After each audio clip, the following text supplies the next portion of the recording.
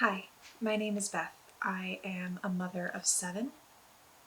I am a student of scriptures, and I am a servant of God. But that's not necessarily in order. And I have good news for you. I don't think that you're subject to eternal punishment if you've ever said, "Oh my God."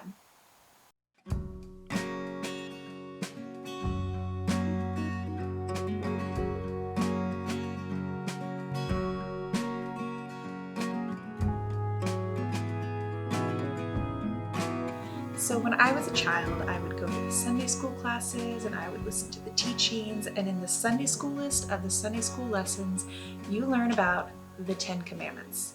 And in the 10 Commandments, we've got, big heavy commandments like no other gods except for our God. Don't make idols in the form of our God. You shouldn't steal. You shouldn't lie. You shouldn't sleep with somebody that's not your spouse. These are very heavy, weighty, significant things. And then we've got this little commandment in there that says, "You shall not take the Lord's name in vain, for the Lord will not withhold punishment from anyone who takes his name in vain." And the Sunday school teachers would just kind of be like, just don't say, "Oh my God," and you should be good with that one. So that never really hit home with me because it felt like that's kind of a big punishment. The Lord won't withhold judgment from you if you do this. That seems kind of weighty for something like "don't say, oh my God." It's up there with murder and adultery and idolatry. This doesn't make sense, right? So I started doing digging the older I got, and I even looked at the original Hebrew words, and my Hebrew's not that great, but there's this fancy thing called a concordance where it tells you what these words could also be translated as. So I learned that the word take, "You shall not take the name of the Lord."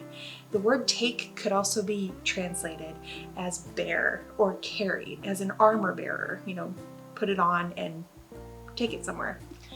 Vain, the Lord's name in vain, could also be translated as deceitfully or falsely.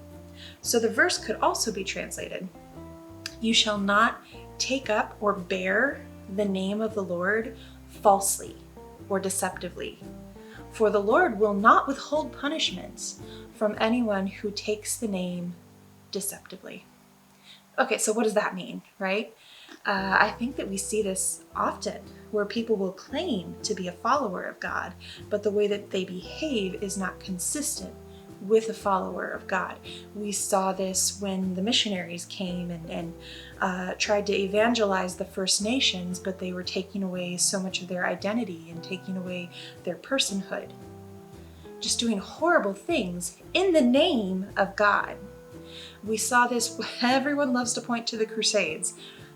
This is clearly displayed in the Crusades. People were doing atrocities in the name of Christ when that's not consistent with what the Bible tells us to do.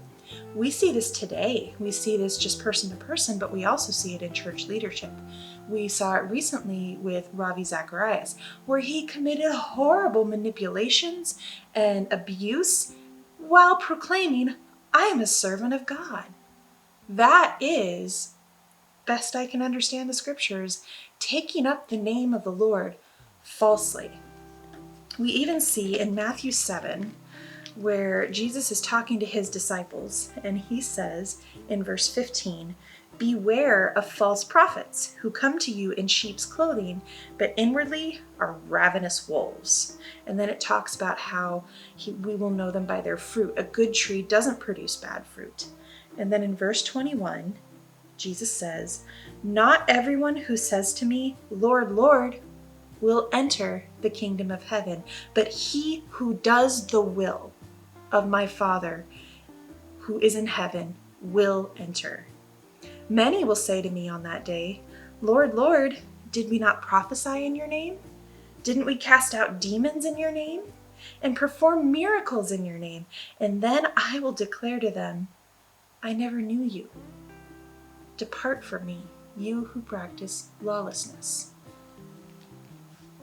And to be honest, that verse has always sobered me because I don't want to be in that position I don't want to be in a position where I did all the things. I led the Bible studies, I sang the songs, I sat in the seats, I raised my hands at the right time.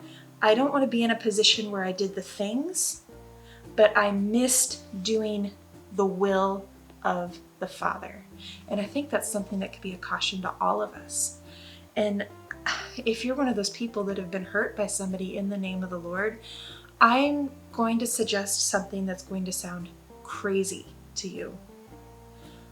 I'm going to suggest that you open up the Bible and see what it really says, for two reasons. One is that I have not found a better source of comfort and healing and hope than the Word of God. And I have been in the darkest places in my life and just opened up the Word of God, and there's comfort so easy to find on almost every page. Just the graciousness of God and His loving kindness towards humanity. The other reason why I'm suggesting that you pick up the Bible and see what it really says is that you will get to see that those people who did harm in the name of God were liars. They were not behaving according to the scriptures that they claimed to be living. They just weren't. So my exhortation to you, my hope for you in all humility and compassion is that you see for yourself who God really is, because that was not God. That was lies. I think that all of us need to be aware of the fact that we can cross that line and we say, well, I deserve this, or I can handle this temptation, or various excuses that we can make for ourselves along the way, when really all Jesus is asking for is the people who do the will of His Father. And I hope that that's me, and I hope that that's you.